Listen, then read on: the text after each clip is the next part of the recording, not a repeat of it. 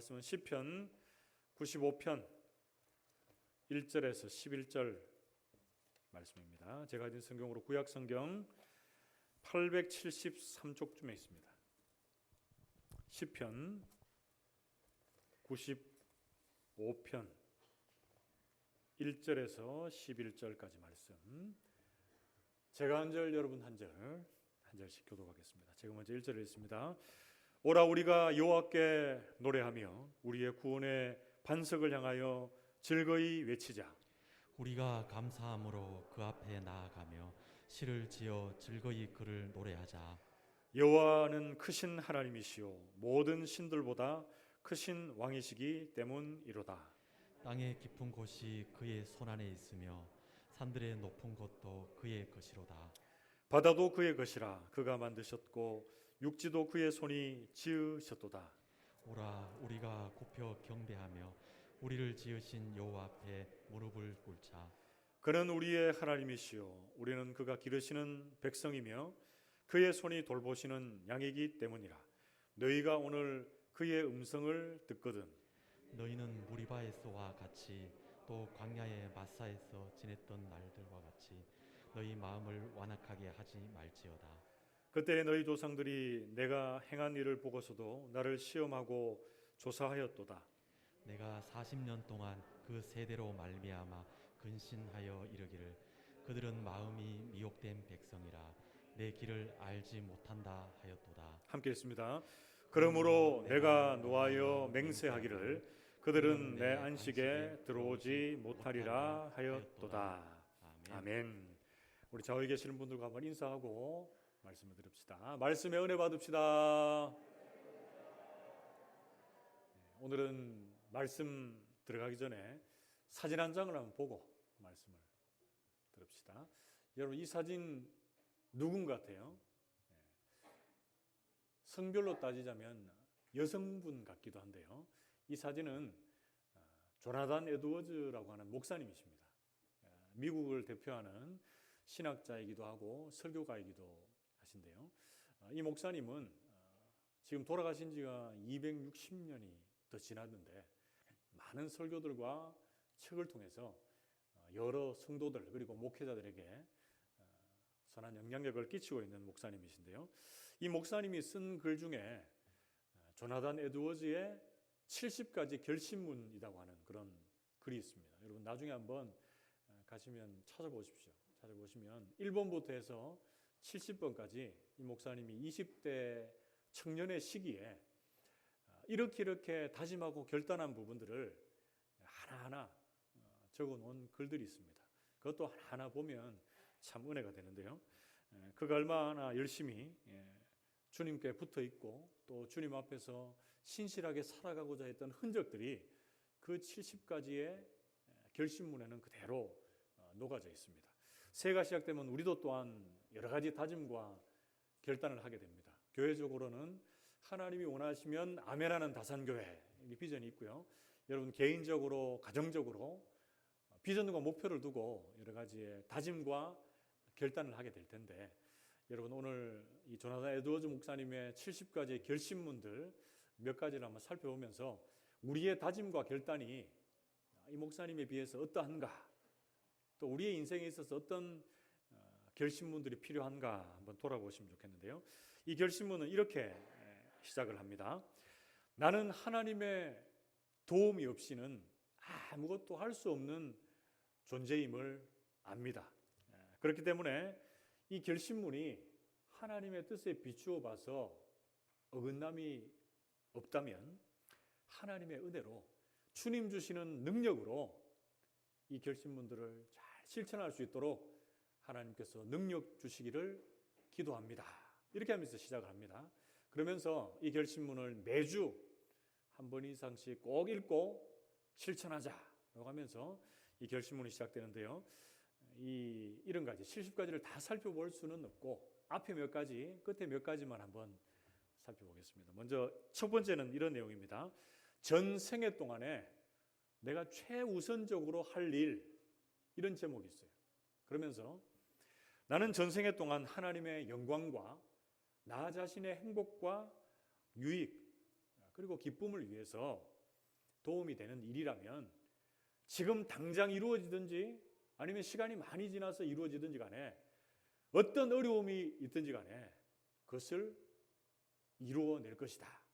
이렇게 말하고 있습니다. 그리고 세 번째, 이 결심문을 제대로 지키지 못했을 때 이렇게 또 결심합니다. 혹시 내가 넘어지거나 무감각해져서 이 결심문 중 어떤 내용을 지키지 못했다면 다시 내 정신이 돌아왔을 때에 내가 기억할 수 있는 모든 것들을 회개하자 이렇게 말하고 있어요. 그리고 뒷부분으로 가서 마지막 몇 가지만 한번 봅시다.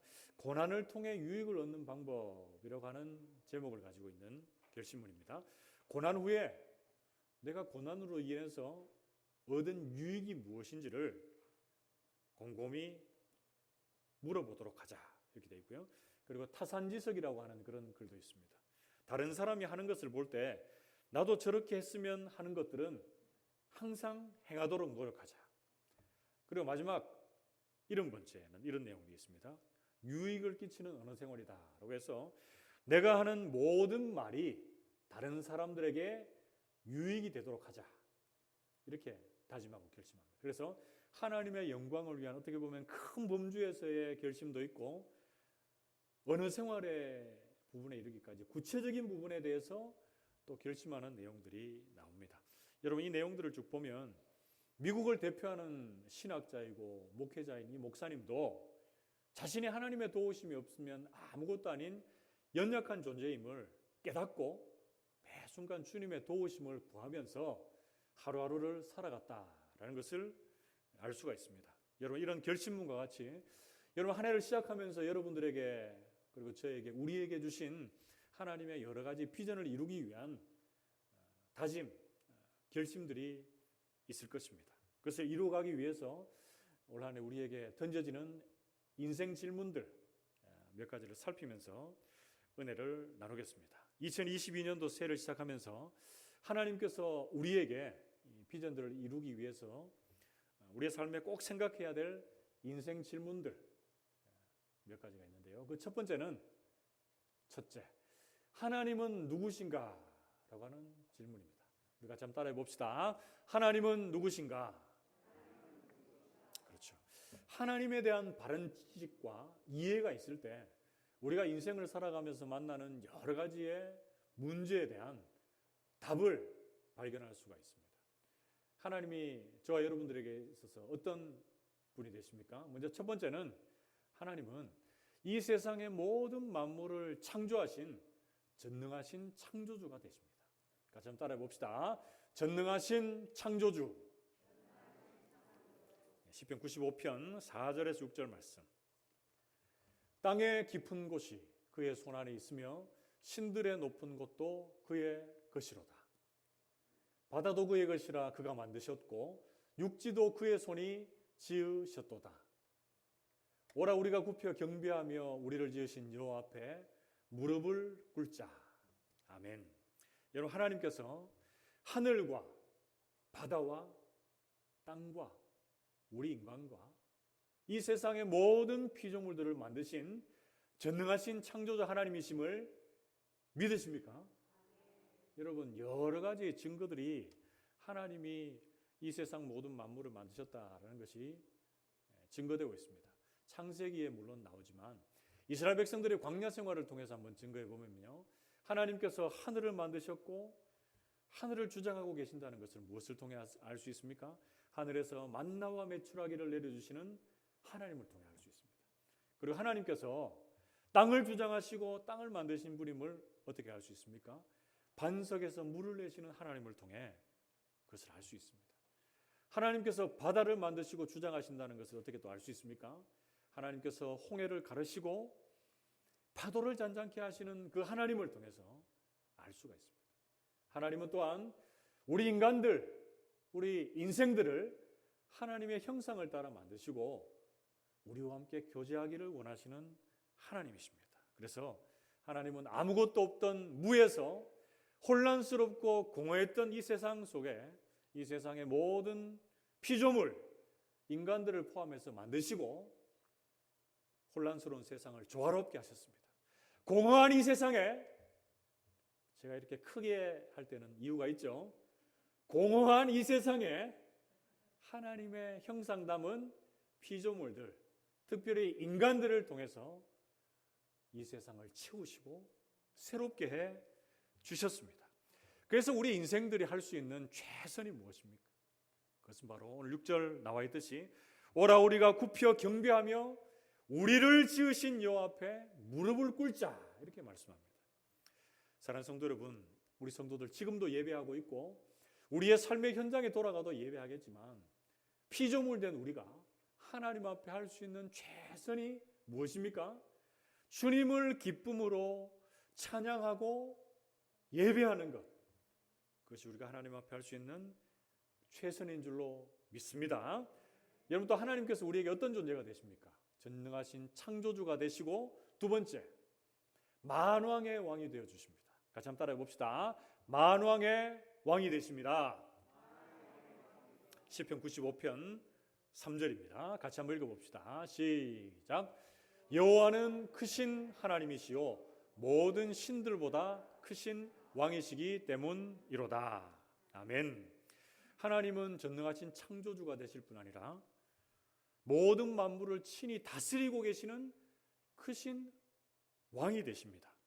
여러분, 하나님의 형상으로 지어진 인간을 포함해서 이 세상의 모든 피조물들은 하나님의 다스림 앞에 있을 때 그 만드신 목적을, 존재의 목적을 제대로 이해하며 살아갈 수가 있습니다. 이 세상의 그 어떤 존재도 왕 대신 이 하나님의 자리를 대신할 존재가 없습니다. 그런데 오늘 본문 말씀 시편 95편 3절에 보면 여호와 하나님은 크신 하나님이시오 모든 신들보다 크신 왕이시기 때문이다 이렇게 말합니다. 여기 보면 모든 신들보다 크신 왕이다라는 말씀이 나와 있죠. 그래서 이 세상에는 하나님 외에 우리가 믿고 따라가는 많은 신적인 존재들이 있다라는 것이죠. 그것이 형상으로 만든 우상일 수도 있고요. 그리고 그것이 눈에 보이지는 않지만 때로는 하나님보다 더 사랑하고 소중히 여기고 높이고 있는 물질이나 명예나 권력이나 그 어떤 것이 우상이 될 수가 있습니다. 그런데 그 모든 것들은 하나님 앞에서 아무것도 아님을 여러분 기억할 수 있기를 축복합니다. 오늘 새벽에도 살폈지만 시편 97편에도 허무한 것을 자랑하는 자, 허망한 것을 높이는 자들, 그러니까 우상 숭배하는 자들은 다 부끄러움, 수치를 당할 것이다 이렇게 말씀해주고 있습니다. 그런데 모든 것들은 하나님 앞에서 하나님만이 이 세상의 왕이 되셔서 친히 다스리시고 간섭하시고 그 존재들을 보존하신다라는 것을 기억해야 됩니다. 그래서 그 하나님의 왕 되심을 우리가 날마다 인정하고 살아가는 것이 너무나 중요한데요. 온 세상을 다스리시는 이 하나님의 통치하심 아래, 다스리심 안에 거할 때 우리는 참된 평안을 누릴 수 있다라는 것 여러분 기억할 수 있기를 주님의 이름으로 축복합니다. 여러분, 하나님께서 이 세상의 모든 만물을 만드신 전능하신 창조주가 되시고 만왕의 왕이 되실 뿐 아니라, 그리고 하나님 또 어떤 분이 되어 주십니까? 하나님은 우리의 인생의 주인이자 목자가 되어 주십니다. 같이 한번 따라해 봅시다. 인생의 주인이 되어 주십니다. 시편 95편 7절 말씀 같이 한번 읽어봅시다. 시작. 그는 우리의 하나님이시오 우리는 그가 기르시는 백성이며 그의 손이 돌보시는 양이기 때문이라. 너희가 오늘 그의 음성을 듣거든. 아멘. 여러분, 하나님이 어떤 분이시라고요? 우리의 인생의 목자, 주인이 되어 주십니다. 여러분, 그분의 돌보심, 하나님의 돌보심이 없다면 우리는 목자를 잃은 연약한 양처럼 두려워 떨면서 이 세상을 살아갈 수밖에 없습니다. 그런데 때로는 어리석은 양, 이 고집센 양처럼 우리가 주님을 떠나서 다른 것에 유혹되어 살 때가 참 많다라는 것이죠. 이처럼 우리 역시 하나님의 다스리심을 거부하고 나 잘난 맛에 내 뜻과 욕심대로 주님을 떠나 제멋대로 행할 때가 있습니다. 여러분, 근데 하나님을 떠난 인생은 목자 없는 양같이 유리하는 험악한 인생일 수밖에 없습니다. 그런 인생들을 향해서 하나님은 우리를 다시금 찾아와 주셔서 우리를 기르시고 돌보시며 하나님의 통치하심과 다스리심 안으로 우리를 이끌어 주십니다. 우리는 하나님의 통치하심, 다스리심을 받을 때 그 길이 가장 바른 길로 인도함을 받게 되는 줄 믿습니다. 여러분, 우리의 인생의 목자가 누구십니까? 우리의 인생의 주인이 누구십니까? 내가 아니라 우리 하나님, 우리 예수님께서 우리의 인생의 목자가 되어주시는 줄 믿습니다. 시편 23편 1절에 여호와는 나의 목자시니 내가 부족함이 없으리로다, 이렇게 입술로 늘 고백하지만 우리는 우리의 인생의 목자가 주님이 아니고 내가 되어서 살 때가 얼마나 많은지 모릅니다. 우리의 삶을 돌아보시고 다시금 우리의 영원한 인생의 목자가 되시는 우리 주님을 주인으로 삼을 수 있기를 축복합니다. 시편 95편 1절 말씀, 오라 우리가 여호와께 노래하며 우리의 구원의 반석을 향하여 즐거이 외치자, 이렇게 말합니다. 전능하신 창조주가 되시는 하나님, 만왕의 왕이 되시는 그 주님께서는 또 우리의 구원의 반석, 구원자가 되어주십니다. 그런데 정확하게 말하자면 하나님께서 예수님을 이 땅에 보내주시고 예수님의 십자가 사역이 우리를 구원의 자리로 이끌어주고 있습니다. 그런데 우리가 하나님을, 또 그 아들 예수님을 나를 죄에서 구원하는 구원자로만 생각할 때가 참 많습니다. 그러니까 이런 거죠. 나는 이제 구원받았으니까 하나님, 내 인생 내가 주인이 되어 살게 해주시고, 하나님은, 예수님은 손님으로 오셔서 내가 대접 잘하면 대접 잘 받고 내가 기도하는 거 들어주시는 자리에 서주십시오, 이렇게 살아갈 때가 많다는 것이죠. 그러나 이 생각이 우리가 얼마나 잘못되었다는 것을 너무나 잘 알고 있습니다. 이런 생각은 우리를 주에서 구원하신 하나님의 뜻을 몰라도 너무 모르고 있는 것입니다. 여러분, 구원받은 하나님의 자녀라면 그 구원에 합당한 삶을 살아내야 됩니다. 그러기 위해서는 하나님이, 예수님이 우리의 구원자로만 오시면 안 되고 어디에까지 오셔야 됩니까? 우리의 인생의 주인으로, 목자로 찾아오셔야 되는 줄 믿습니다. 우리의 인생의 주인이 내가 아니고 우리 주님이 되셔야 우리는 구원에 합당한 삶을 살아내게 되는 것입니다. 여러분, 주님이라고 하는 것은 풀어서 말하면 뭡니까? 주인님이라고 하는 뜻입니다. 주님이 우리 삶에, 아니 내 삶에 주인이 되시면 여러분, 우리의 삶에 어렵고 힘든 일, 우리가 원하는 것과 상치되는 여러 가지 부대끼는 일이 많이 발생할 수가 있을 것입니다. 어찌 보면 내가 원하는 대로 살면 기쁘고 행복하고 즐거울지 모릅니다. 그러나 그 삶은 잠깐 지나가고 금세 사라져버리는 기쁨과 행복입니다. 그런데 주님이 원하시고 주님이 기뻐하시는 삶을 살아내면 때로는 내가 원하는 것이 포기되어지고 때로는 내가 원치 않는 것을 해야 될 때가 있습니다. 그러나 세상 사람들이 가는 길을, 넓은 길을 떠나 살고 때로는 홀로 된 것 같고 어렵고 힘든 길을 지나가는 것 같지만 주님이 주인 되어서 우리를 이끌어 가시는 그 길이 가장 안전하고 행복한 길인 줄 믿습니다. 여러분, 인생의 목자를 주님으로 온전히 삼고 살아가는 저와 여러분 될 수 있기를 축복합니다. 사랑하는 성도 여러분, 여러분들에게 있어서 하나님 어떤 하나님이십니까? 나를 자녀 삼아 주신 후에 팔짱 끼고 멀리 그냥 나를 지켜보시는 분이십니까? 아니죠.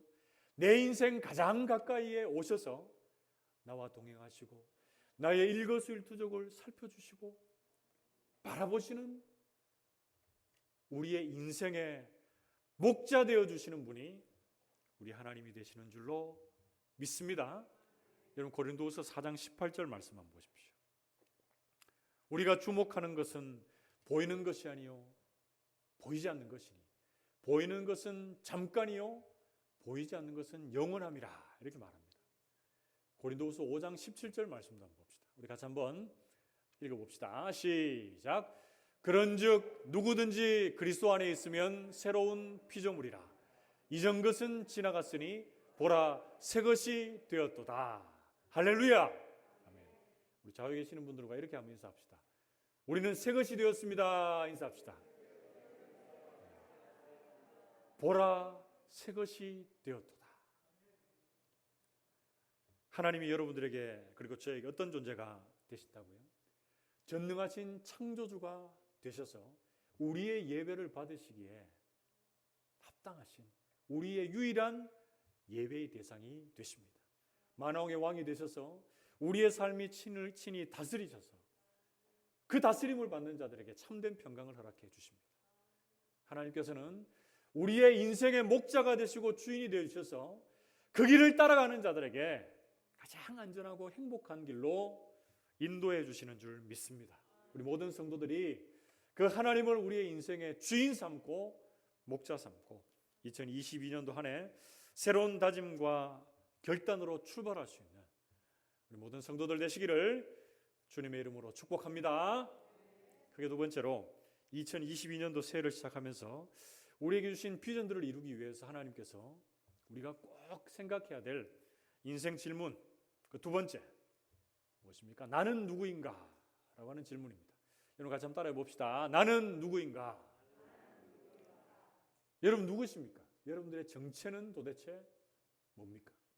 어떤 큰 교회 목사님이 후임 목회자를 모셔놓고 그가 하나님이 원하시는 바른 길에서 목회하지를 않으니까 편지를 이렇게 썼어요. 네 정체가 뭐냐? 이렇게 편지를 썼어요. 목회자들이 다른 목회자들을 볼 때도 마찬가지고 목회자들이 성도들을 볼 때 성도들이 또 다른 성도들을 볼 때 이런 말을 할 수 있습니다. 그러나 이런 말은 다른 사람들을 또한 깎아내릴 수가 있고 또 다른 사람들을 또한 상처 줄 수가 있는 말이에요. 이 말은 누가 하셔야 말하는 말이 됩니까?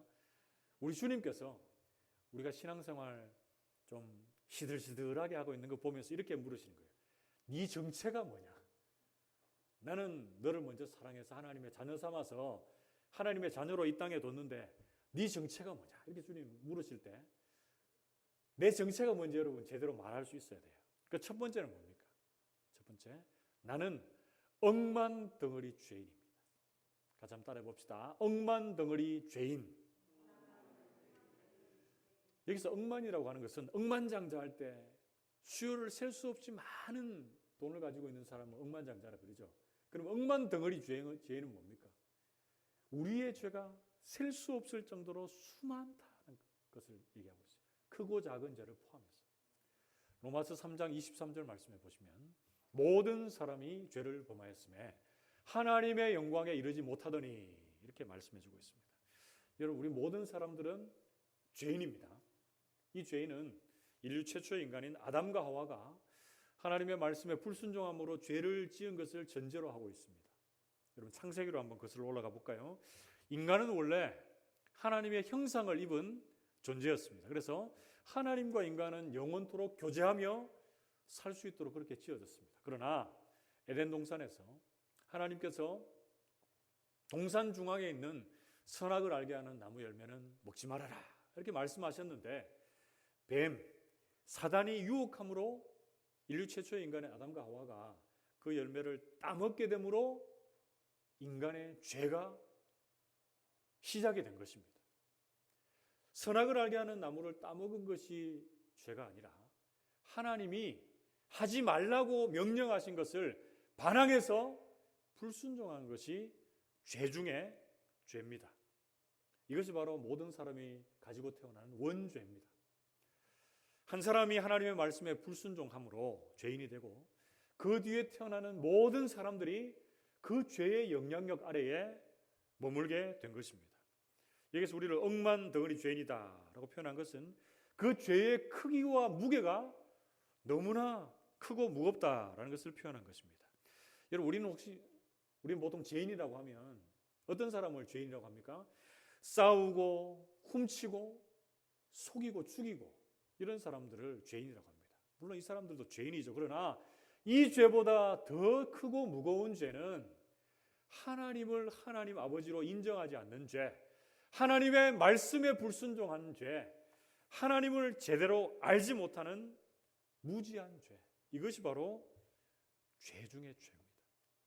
여러분들이 내가 이런 억만덩어리 죄인임을 날마다 고백하며 하나님의 은혜를 구하는 믿음의 길에 설 수 있기를 축복합니다.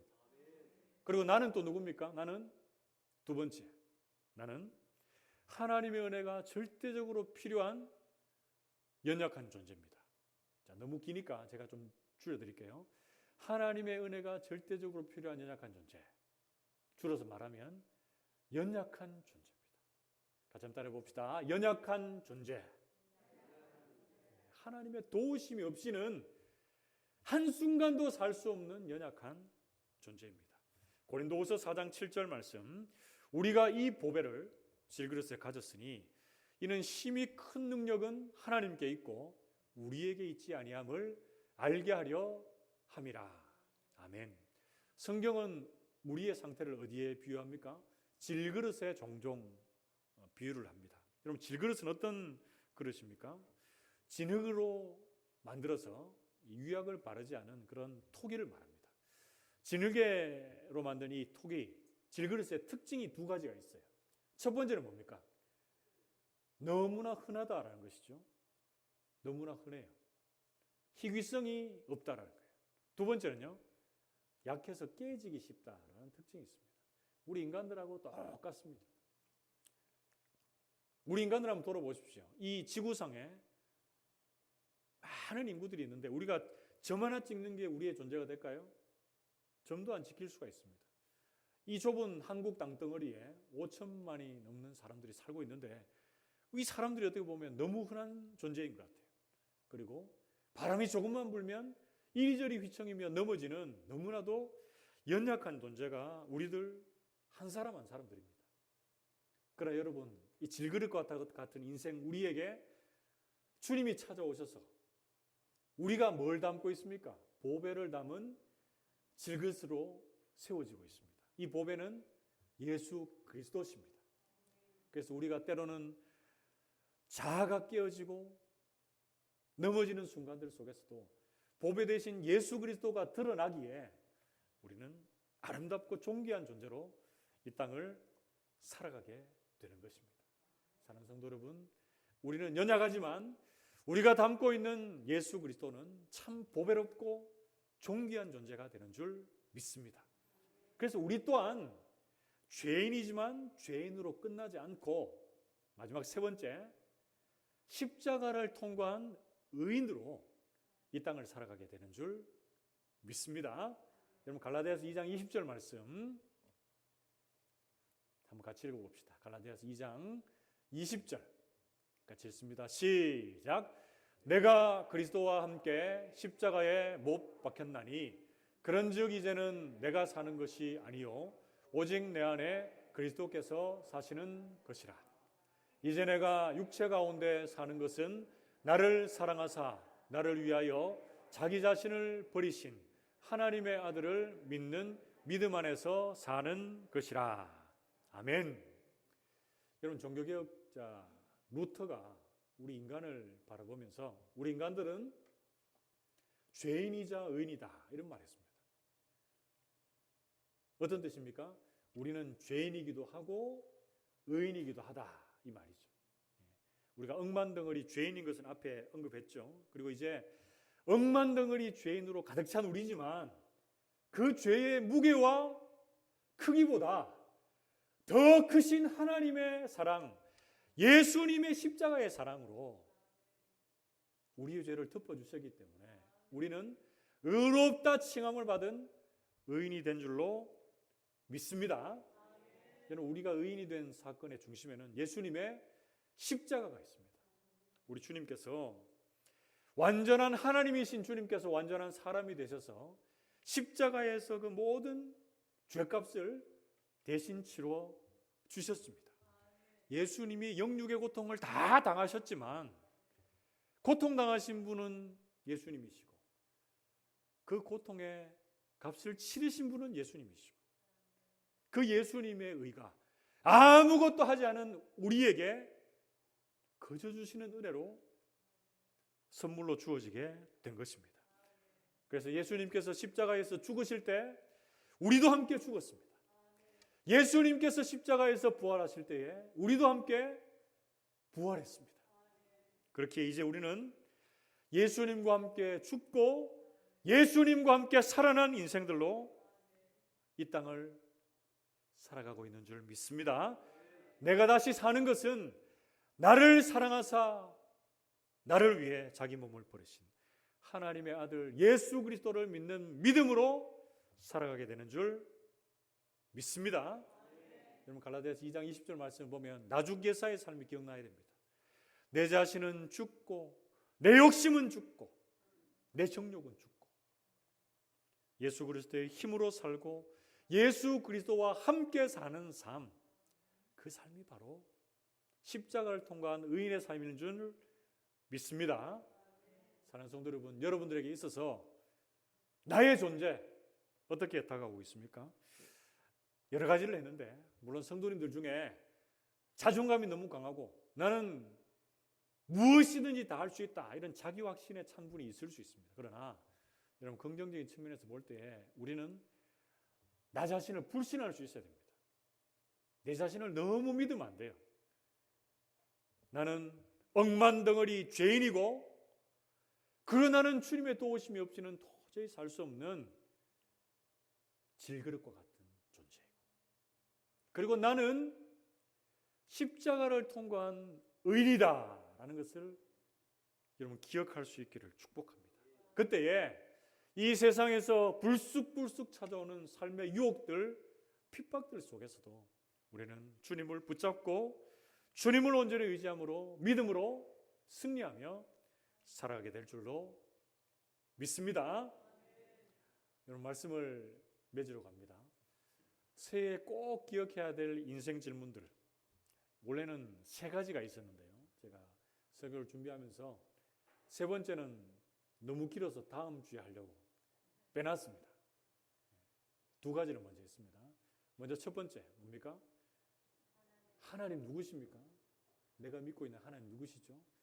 전능하신 창조주 하나님이 되셔서 이 세상의 모든 만물들을 친히 간섭하시고 보존하시는 주님이 되십니다. 우리가 주님 앞에 드릴 것은 예배밖에 없는 거예요. 우리 주님은 또한 만왕의 왕이 되어주셔서 우리의 삶을 시시때때로 매 순간 다스리시는 하나님이 되십니다. 그 주님의 다스리심 안에 거할 때에 우리는 참된 평강을 누리게 됩니다. 그리고 우리 주님께서는 연약하고 고집세고 우리가 원하는 대로 가기를 바쁜 우리 양들을 주님의 가장 안전하고 행복한 길로 이끌어 주시는 우리의 인생의 주인이요 목자가 되어 주시는 줄 믿습니다. 여러분 이 하나님 앞에서 피조물된 우리 인생 나는 어떤 존재입니까? 크고 작은 죄로 가득 찬 억만죄악 덩어리가 우리 자신들입니다. 하나님의 은혜가 절대적으로 필요한 연약한 자들이 저와 여러분들 우리의 모습들입니다. 그러나 우리를 이렇게 연약한 자로 죄에 물든 자로 남겨두지 아니하시고 예수님의 십자가의 사건을 통과하게 하시고 우리를 의롭다 칭해 주시고 하나님의 자녀로 이 땅을 살게 해주신 그 주님의 은혜에 얼마나 감사하는지 모릅니다. 2022년도 여러분 새해 여러 가지의 다짐과 결단들이 있을 텐데요. 여러분 이 2가지의 질문을 여러분들 마음속에 담읍시다. 전능하시고 무한하시고 능력 많으신 하나님과 유한하고 연약한 우리네 인생이 어떻게 연결이 될 수 있을까? 정답은 하나입니다. 약한 나를 의지하지 않고 전능하신 능력의 하나님을 의지하고 신뢰할 때에 우리가 이 땅을 어떻게 살아가야 되는지 해답이 나오게 되는 것입니다. 우리 모든 성도들이 올 한 해 여러분들에게 세워지는 여러 가지의 비전을 이루어가기 위해서 하나님에 대해서 먼저 제대로 알아가시고 나의 존재에 대해서 제대로 알아가셔서 연약하고 부족한 우리가 전능하신 그 하나님을 온전히 신뢰하고 의지할 수 있는 그런 믿음의 한 해 살아낼 수 있기를 주님의 이름으로 축복합니다.